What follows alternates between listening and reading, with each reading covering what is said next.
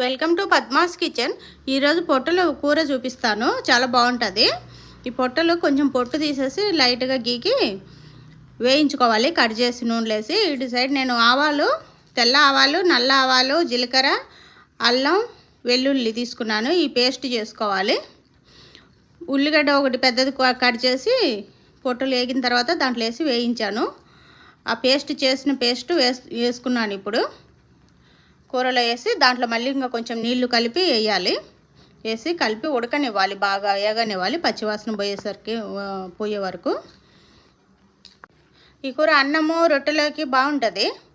పసుపు, ఉప్పు, నల్లుప్పు కూడా వేసుకున్నాను. నల్లుప్పు వేస్తే కొంచెం టేస్ట్ ఎక్కువ వస్తుంది. రాక్ సాల్ట్ అయితే నల్లుప్పు అవసరం లేదు.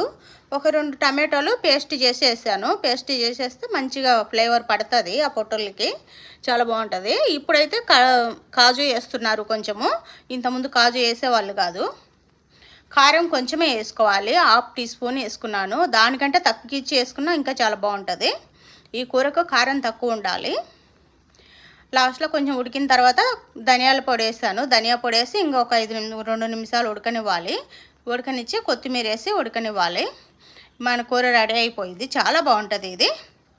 ఈ కూర తింటుంటే తినాలనిపిస్తుంది. అన్నంలోకైనా, రొట్టెలోకైనా, దేంట్లోకైనా యమ్మగా ఉంటుంది. చిన్నపిల్లలైనా పెద్దలైనా అందరూ ఇష్టంగా తింటారు. నచ్చితే లైక్ చేయండి, షేర్ చేయండి, సబ్స్క్రైబ్ చేయండి. ఓకే, థ్యాంక్ యూ చూసినందుకు.